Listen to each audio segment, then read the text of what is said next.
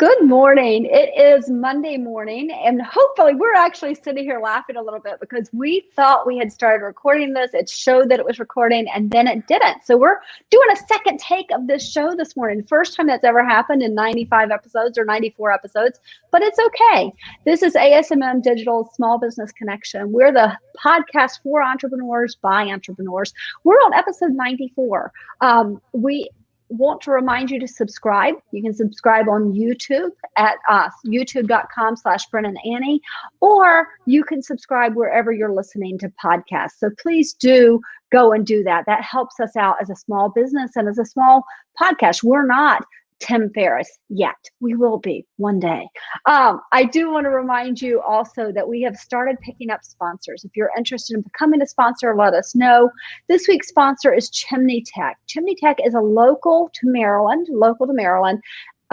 chimney sweep and inspection company. It is so important that you're taking care of your chimney. It's so important that you're having it inspected, that you're having it cleaned for the safety of your family. If you watched the news over the summer, you saw that Rachel Ray had a really big fire in her house and it started in the chimney. So it's so important that you check. We had one in our neighborhood last year. So it's really simple. They come in, they look, they put a camera up there, they clean it out, get rid of the creosote, get rid of the soot, and they keep your family safe. So chimneytech.com, that's who I use. We've been using them for about 4 years and we love them. I want to remind you, we're streaming live. That's what we were trying to do before, but we are actually streaming live now. We're streaming live today only on YouTube and Twitter. I think that was our problem in the first place. Somehow Facebook got us disconnected, but it's okay. We'll get back there tomorrow. The reason I tell you we're streaming live is this is your opportunity to ask questions. So if you have questions, you've got experts here to answer them for you. So please do take a minute and ask some questions there. It also gives you a chance to shamelessly plug your business in the comments. So go ahead and do that. Today's guest is Nathan Greenberg from Arkside Marketing. He's from Riverside, California. Did I get that right, Nathan? You did. Awesome. So you are so patient. I cannot believe we're recording this again. So thank you so much. Oh, it's my pleasure. Thank you so much for having me on the show. It's been a privilege when I first got contacted because I have listened to and watched your show, depending on, how effectively I'm driving. It depends on whether or not I'm watching or listening. So I really appreciate the opportunity. Thank you so much for reaching out. Yeah. So tell us about your business, what you do and how you help people, because you have a unique, we're both in marketing, but you do something a little different than I do. So can you tell people what you do? Right. So my name is Nathan Greenberg and my company is Arkside. And one of the things that makes us unique is that we are a full service ad agency specializing in regulated industries. And what that means is we focus on those businesses that are in fields in which they are regulated by law and it's usually that are regulated by law and or a trade group or a manufacturer.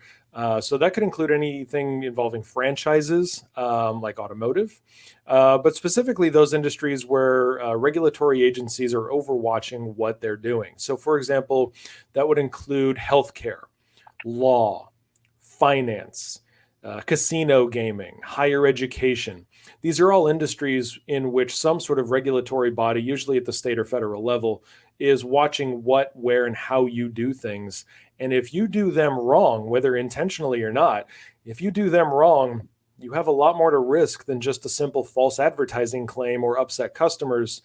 You have licenses that may be at risk. You have $1 million penalties that may come your way.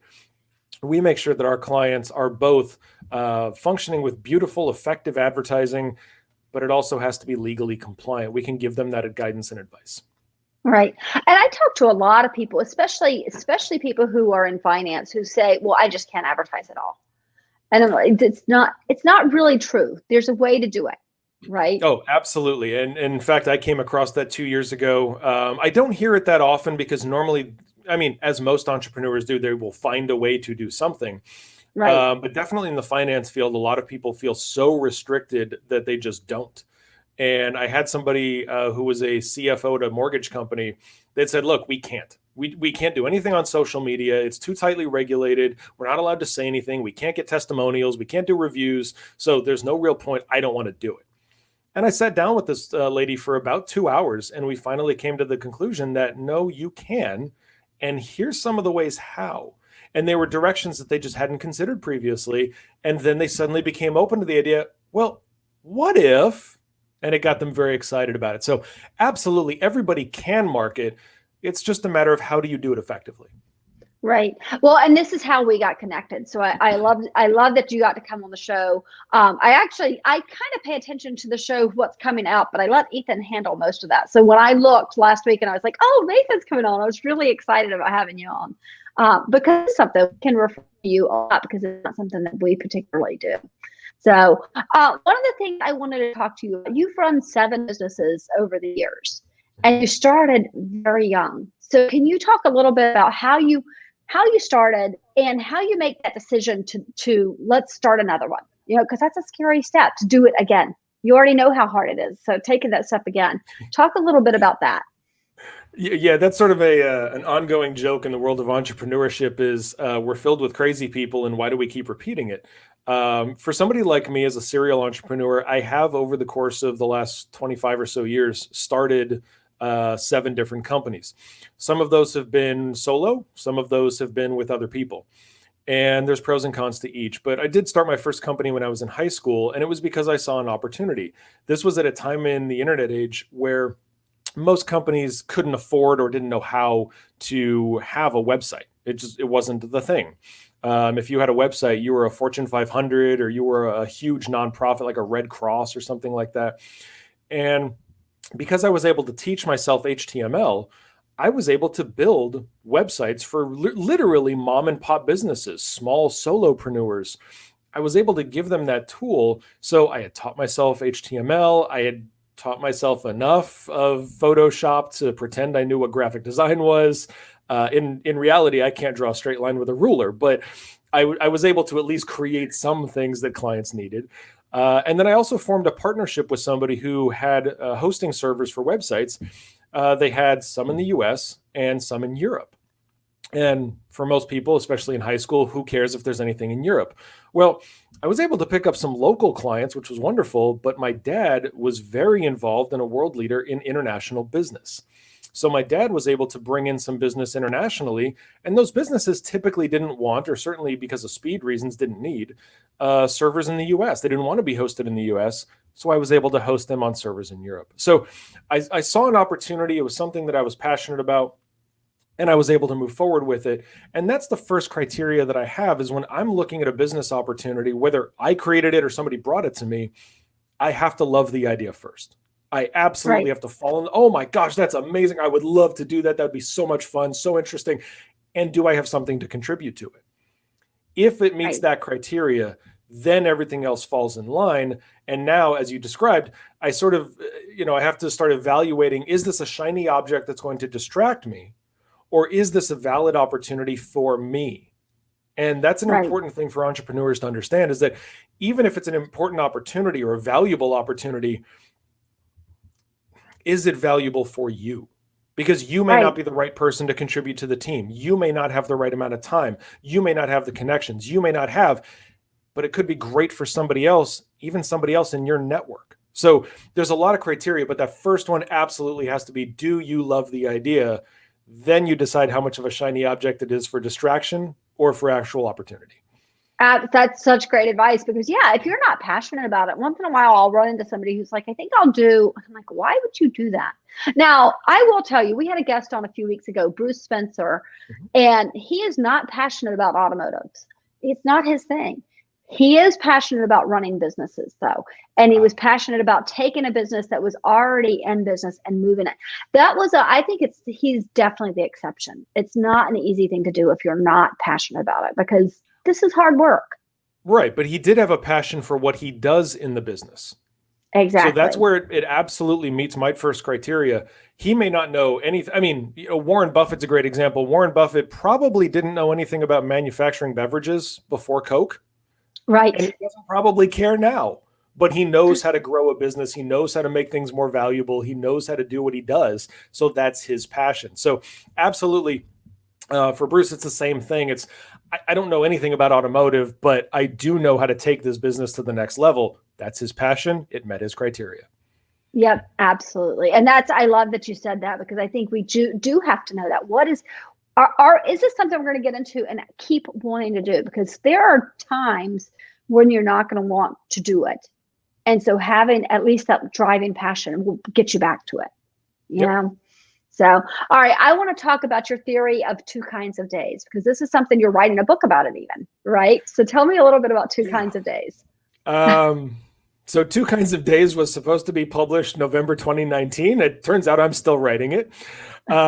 Two Kinds of Days is a perspective. It's a matter of, it's an outlook that I developed for myself a few years ago. And as we all have over the course of our life, if we're over the age of probably 18, is we've seen those motivational posters hanging on somebody's wall or shared on social media, what we would now consider cheesy phrases. But there was one that always stuck with me, especially as an entrepreneur, and that was, your altitude is determined by your attitude. That one really resonated with me because I knew, I had experienced, I knew it was a fact that if you have a negative outlook on something, that outlook will bleed into whatever the something is. So I wanted a way that I could modify that and really adapt it for my, the way that I thought and the way that my life ran. And I realized that I had a choice. It came down to the knowledge that I only could have two kinds of days. The first kind of day is a good day. I think we all understand what that is. You accomplished something, you helped somebody, you added something to somebody's life, whatever it is, you had a good day. The alternative is what a lot of people refer to as a bad day. They think of it as something where nothing went right, some terrible event happened, whatever it is, they consider it a bad day. I didn't like that idea. That idea never sat well with me because I don't, again, cheesy phrases, I can't redo yesterday. Okay. I don't get that back. So I have a choice on what do I do with yesterday since I can't redo it. And for me, it ultimately came down to the idea that I needed to get something out of it no matter how bad, big giant air quotes, bad it was. For me, that meant that I had to learn something. So let's go to an extreme here. Let's talk about the day that a loved one dies. Okay. That's a pretty bad day for most people. I don't view it that way. As sad as it may be, what did I learn from that person that I've lost? Right. What knowledge did I gain from them? What experience shaped who I am today? If I think of those, then it wasn't a bad day. Even losing them wasn't a bad day because they imparted things before they left.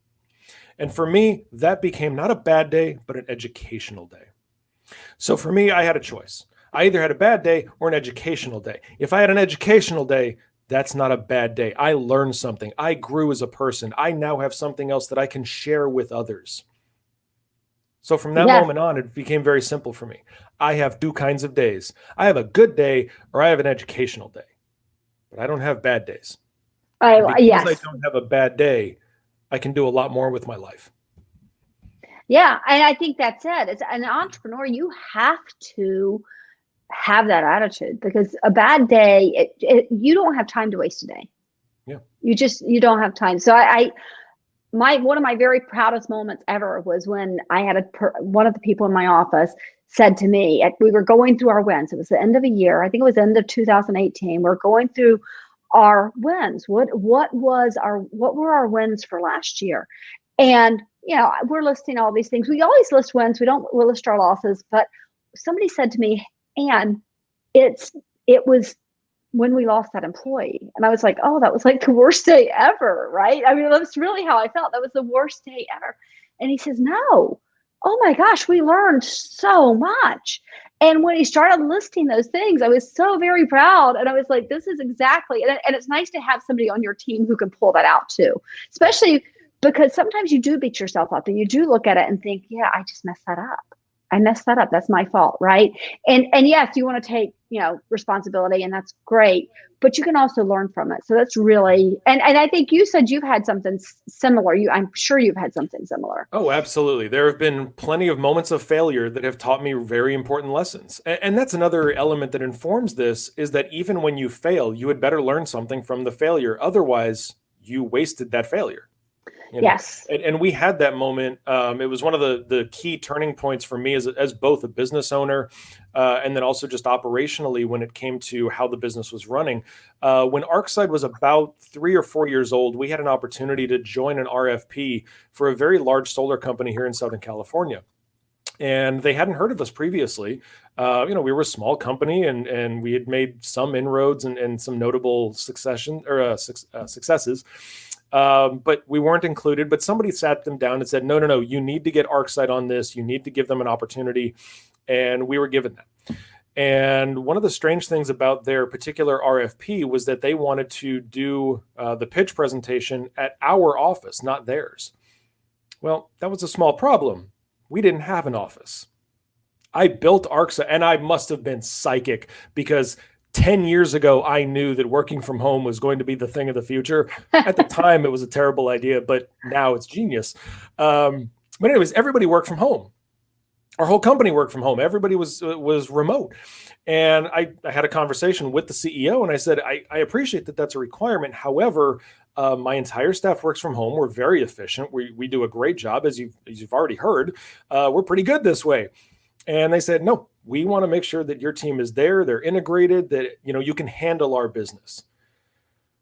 Wow. Okay. Well, it was a large 6-figure account. They were going to spend 6 figures every 6 months. So it was a really good opportunity. And they would have paid for the office, so no problem. So within a 30-day window, I was able to secure space, get furniture, bring everybody in-house. I actually lost an employee in the process because they didn't want to work in an office. So we made a big adjustment for a corporation within 30 days, and we won the account. Now you're wondering, well, wait a minute, where's the failure? Where's the lesson? Where's this educational day that you're talking about? It's real simple. After we won the account, we found out they didn't have any money. All the promises, all the expectations, all the conversations, all the creative, all the stuff that we had done, all the conversations resulted in nothing. So what was supposed to be a 6-figure account and required us to move into a physical office, which we did at no small cost because we picked a building in the heart of downtown, turned out to be for nothing. So what did that teach me? It's real simple. That taught me, I need to have deeper conversations with our prospects. I need to have a better understanding of large-scale financing and where it's coming from. And I need to prioritize people over business. And that was one of the things. I lost a very good employee who did not want to work in an office for the sake of gaining this client. Now, that could have turned out otherwise. If the client was great, no problem. Okay, I lost the employee, but I gained other ones, so it's okay. But absolutely, I took every failure, every misstep, every not asked question, and I turned that into a lesson, and it has shaped the success of the company in the future. I love that you say that. It has shaped the company. It's shaped what you're doing now, because that's exactly it. If you don't make the mistakes, you're not going to learn something new. You're not going to push yourself. You're not going to go outside that comfort zone. So, I'm glad you were able to look. I think I would have cried a little bit first and then seen that.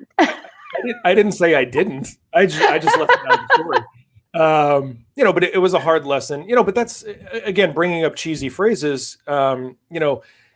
You can't, like I said, you can't redo yesterday. Crying over spilled milk isn't going to help. There's 1,000 idioms that I could bring up for this, but the bottom line was it did shape us into a better company because I started asking questions that I hadn't previously. Right.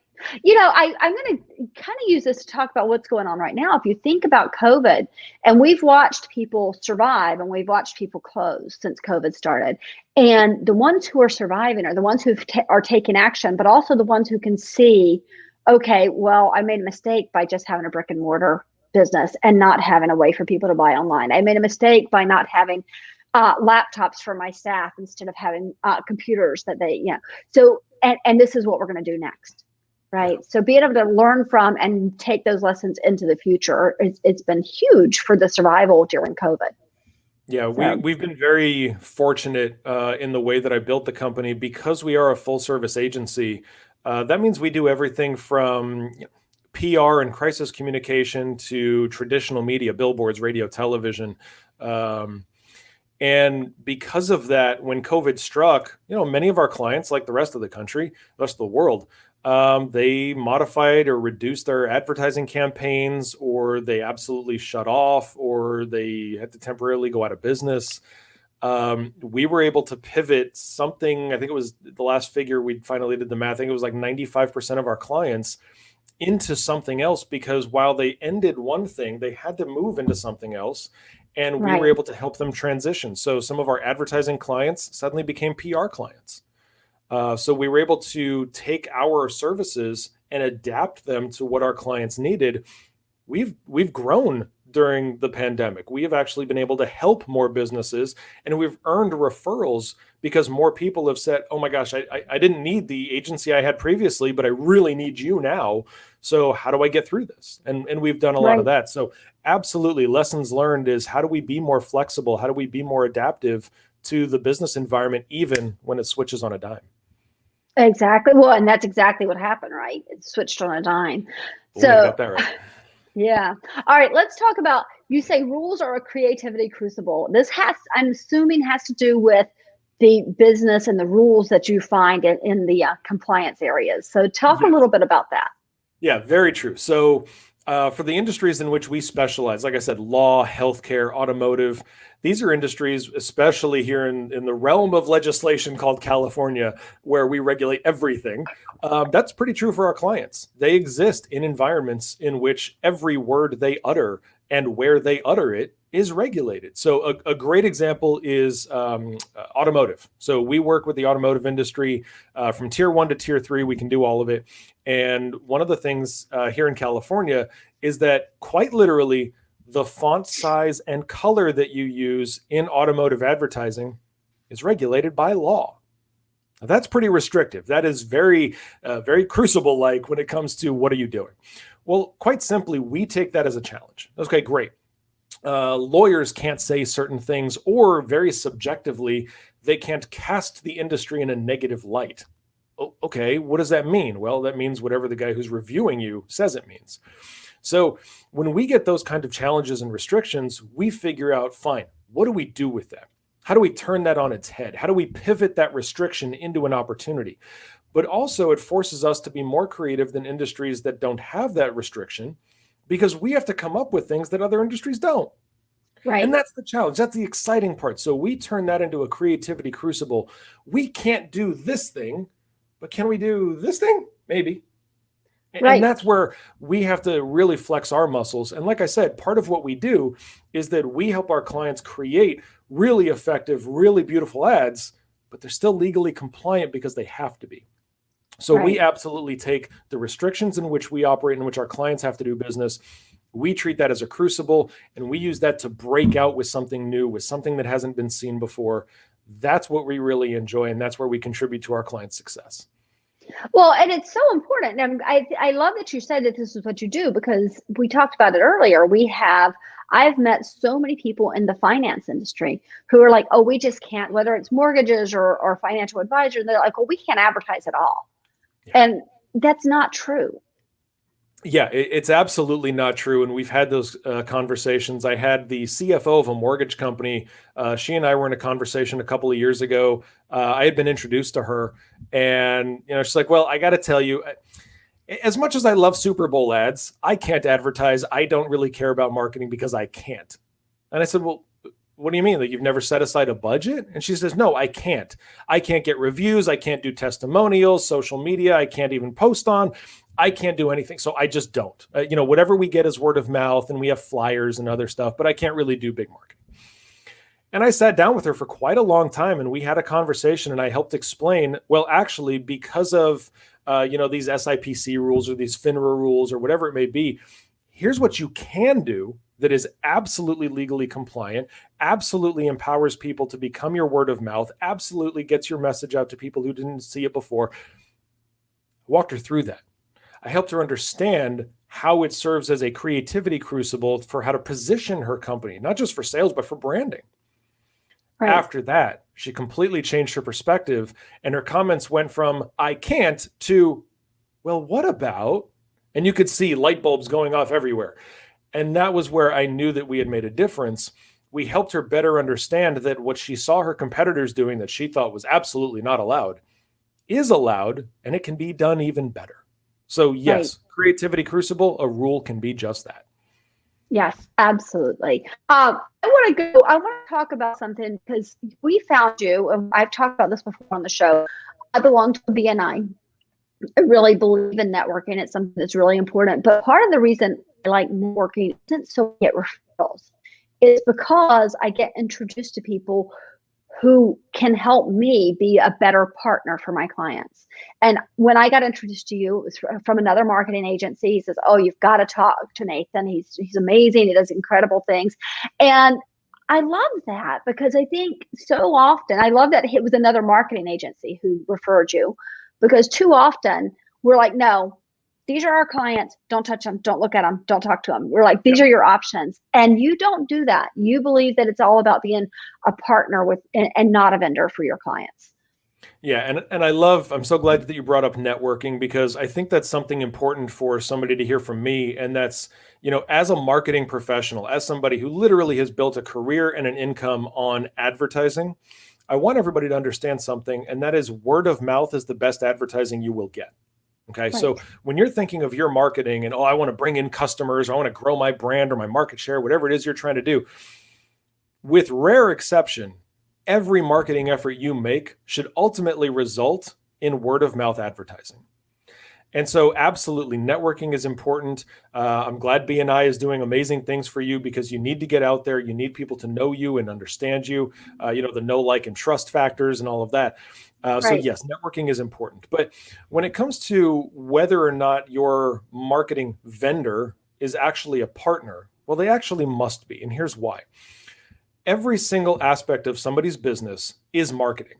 And what I mean by that is, let's take Amazon as an example, okay? So Amazon, hundreds of billions of dollars, Jeff Bezos, the richest human on earth, fantastic. If the guys on the shipping docks can't get your product to the right place at the right time, I don't care how great his sales are. I don't care how great Amazon's website is. I don't care how many wish lists they can modify. If I don't get my product, I'm not buying from you again. Right. So at that moment, the guy on the shipping dock, if he can't do his job, he just became a marketing problem. Now, Right. if the guys on the shipping dock can do an amazing job and they get everything where it's supposed to go on time, in the right condition, that's a marketing win. The same is true for billing and finance department. The same is true for management. Whatever fails becomes a marketing problem. Whatever succeeds becomes a marketing success. And that's what people need to understand. So when you're working with a marketing vendor, you may call them, well, you have an opportunity to either, again, we're going to go back to the black and white ways that I view the world, the dichotomies. You can either view them as an expense, or you can view them as an investment. But I promise you this, if you're spending money on any type of marketing, you expect a result. Right. That makes it an investment, not an expense. Okay. If you just have marketing expenses and you have a marketing vendor, well, you could just go buy paper clips and it'll get you a lot more productivity. But you're doing this as an investment. So you want to treat your partners, you want to treat your vendors as partners, because they are going to be involved in every aspect of your business. And if you're keeping a lot of things from them, if you're not getting them involved in management meetings, if you're not getting them involved in product launches, you're the one missing out. Your agency's not doing it to you. Your marketing vendor isn't hurting you. It's that you've kept them out. You've limited their ability to help you succeed. So now whose fault is it? It's not the agency's. And that's why they have to be treated as partners. It goes back to what we created many years ago. We created the 2 rules of marketing. And if you're treating them as vendors and not as partners, you're violating rule number 1. Okay. So what's rule number 2? Glad you asked. So the 2 rules of marketing are very simple. Every single element in the marketing world can be basically consolidated into these 2 ideas. The first rule is that marketing should always be treated as an investment. No matter what you're doing, you're always expecting some sort of a return, and you should measure and set that return before you do the marketing. The second rule of marketing, never make it hard for someone to give you their money. No matter what you do, no matter what you offer, where you offer it, how you offer it, you did that because you expected somebody to pay for it. And there are thousands and thousands or millions and millions of people who will pay for it. So why are you making it hard for them to pay for it? Oh yeah. This is a huge a huge thing for me. One of the things that I saw a lot in the beginning of COVID was go to our website to get our phone number. Oh yeah. Yeah, I love those. Why? Give them your phone number. Don't say go to my website to get my phone number. Give them your phone, whatever it is you want them to do. Give it to them in one click. Give it to them in one place. So okay, so here's a great example of that. Very often on social media, you will have companies that say, email us with your name, your number, blah, blah, blah, blah, blah. Wait a minute. They're on Facebook. Why are you telling them to email you? Yes. Just have them send you a message on the platform they're already on. Right. And it's amazing how complicated people can make things. And that's why I said everything in marketing can be taken down to these two simple ideas. One, always treat it as an investment. Two, don't make it hard for somebody to pay you. It's that simple. So if you're making it hard for somebody to purchase your product or pay for that product or give you a review, if you're making that challenging, don't get mad when it doesn't grow. Just blame yourself. Yes, absolutely. Absolutely. So I want to go back to the vendor thing because I do have to tell you something I've never told you before. We have a client who dubbed something that we do. He dubs it AUA. It's Anne's Unsolicited Advice. I love it. Okay. And it's because we become partners with our clients. So I will be working on a client's campaign and I will see something or I will notice something or I will talk to somebody in their office and I'll call the client and I'll say, do you know that you're doing this particular thing? And that if you change it this way, when we're marketing it, it's going to be better. And it's totally unsolicited. And sometimes they're like, well, I didn't really ask for that advice, but it's going to help, right? Yeah, we just had one of those moments where a client had come to us and it was something involving social media and should they or shouldn't they? They had a very basic, simple question, which could have been answered in a 2-sentence email. I wrote 3 paragraphs because I helped them better understand, well, here's how the algorithm works. Here's what we're prioritizing. When you take a look at our client alignment goals, here's what we're doing with this because your ideal customer is going to do X and Y and Z, blah, blah, blah, blah, blah, blah, blah, blah, blah. I helped them understand because our motto here at Arkside is educate, succeed, repeat. We believe in teaching our clients what we're doing, why we're doing these things. We're giving them recommendations based on sound data and experience. So I took the education route and I gave them this long bullet. I mean, there was bullet points in it. Right. I gave them all of this information and the response I got was, I think a compliment, but it was, Nathan, wow, thank you so much for that very detailed explanation. I took that as a compliment. But yes, I think it became Nathan's unsolicited advice because they asked me for something very simple and I gave them a hell of a lot more. Yeah, if you're going to partner with your clients, that's exactly what you have to do. Is you have to give them more. You have to be there more. So, all right, I know I have kept you a long time, but I do still want to know about your favorite books. This is the last thing that we always ask. So, tell me about your favorite books. So one of them, specifically looking at your audience and your listeners and your viewers, I want to make sure that they are aware of a series of books called Traction. It's the Traction series. It's written by a guy named Gino Wickman. He's also got co-authors for different books within the series, but it's a concept called EOS.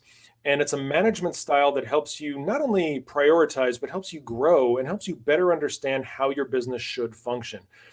And it's very conceptual. So you're really looking at how do you take these concepts and build them into your business. I actually got introduced to it. I think it was the second book in the series. That was the first book that I was given. And all of it doesn't apply to me or my business. All of it doesn't fit in with my particular mindset or my approach. But there were absolute nuggets of gold that I was able to take out of these books and apply to my business. So the Traction series is great. One of the best marketing books I've ever read for those who are interested in how to be creative. How do you take even a Crucible and be creative within that? Is a book called Contagious by Jonah Berger. You can follow Jonah on social media. I know I'm usually connected to him on Twitter is how he and I exchange tweets. But fabulous book, Contagious. It's all about the psychology of marketing. And he gives some amazing examples of how to be successful in marketing, even with $0. How do you creatively name a business? How do you creatively implement something that creates a sense of urgency or a sense of awareness? Fabulous book, lots of fun to read, really great stories in it. I think so for business owners, business entrepreneurs, marketing leaders, I would recommend definitely Contagious and the Traction series. Thank you so much. And those are two that I have not read. Oh, So, I would start with Contagious. Very different ideas. But Contagious is a lot of fun. The great thing about EOS is the book that I was given, the second one, it's actually told as a story, not as sort of a how-to book. So you're okay. actually hearing it from the perspective of a business and how they implemented these and how they learned the lessons of the EOS system. So it's a little more interesting to read than just and your next step is you're going to want to do it's Right. not self-help, it's very narrative. Oh, good. Yeah. So I will definitely look both of those up. And you should Great. see my bookshelf. It's just filling up from all the recommendations we're getting. So, Nice. all right. You tell people how they get in touch with you. Easiest way is what you just put on the screen, arksidemarketing.com. That is a great way to better understand our business and how we can help. You can also, if you want to personally connect with me, I share information about the industries in which we specialize. So real estate, finance, law. I'll share things on my personal social media. So for anybody that would like to connect, I am pretty much everywhere on social as /Nathan Greenberg. You can find me wherever. You can connect with me however you'd like. If you connect with me on LinkedIn, however, please do send me a message with your connection request, letting me know how you found me, because I do not accept every request. And if there is an unaccompanied request, I will delete it if I don't know you. So I would love to hear how you found me. And then absolutely, let's connect, let's talk, and let's figure out how do we take you to the next level. I have to tell you, I love that you are right down to the last second giving bits of advice. What you just said was really important. Stop accepting the connections that you don't know. Yeah. If there's not a note and it's not, if you get a note that's a sales one, just for the most part, I just leave that one alone. That's just done. If you're just trying to sell me something, I'm just not going to answer that. So that's first of all. But yeah, how did you find me? If you found me on a podcast that I was on, you found me some way like that, absolutely, I want to be a part of that. Right. Yeah, and I will tell you, you must be a better human than I am, because when I get those, hey, would you love to get my, stack building, or would you love to learn about my program? I not only reject them, but I also tell LinkedIn, I don't know this person. So I click that button. That actually impacts their profile score on LinkedIn. That changes how LinkedIn recommends them in the algorithm and allows them to send connections. So if you're literally, your first greeting is not even a handshake, but a sales pitch, I'm done with you and I will gladly punish you. And by the way, I sit on the LinkedIn marketing advisory panel, so I know how this works. So I will absolutely make your LinkedIn performance terrible because you've just tried to do it to me. Exactly. It just makes me absolutely crazy. So yeah, thank you. Thank you so much for that little bit of advice there. Give me 1 second. I'll tell everybody what we got up next. Wednesday, we have Brad Eisenberg. He's going to come on. He's talk about the Be Lean entrepreneurship idea of having a business and running it effectively and efficiently. So I'm really excited about having him on. I want to remind you to subscribe wherever you're listening to this. And if you're listening to this as a podcast as opposed to watching it, please do take a minute to go into, and I want to say this not just for me. I want to say this for any podcast you're listening to. This is a lot of work. It is a lot of work. So for any podcast you're listening to, please go into either iTunes or wherever you're listening to it and leave a review. You're going to help these companies. You're going to help these people who are trying to do this. So please do take time to leave them a review, because especially if you're getting good information out there, let people know about it. That does help the small podcasts or even the big podcasts. I still like Tim Ferriss. I still like Michael Hyatt. They're big. I think they're great. And I also, Guy Raz over at, I just listened this morning to How I Built This. I listened to the Kenneth Cole one. So if you get a chance, go listen to that. It's phenomenal. So, all right. So thank you so much, Nathan, for coming on. I really appreciate it. And especially doing it twice. Well, thank you so much for the invitation. It's been a blast talking to you. And for anybody else that has questions, there is no sales pitch when you contact me. So if you have questions about anything that we talked about today, I'm happy to go offline with you and have those conversations. And if there's something you want to explore, let's do it. That sounds great. All right. Thanks, everybody. We'll see you Wednesday. Bye-bye.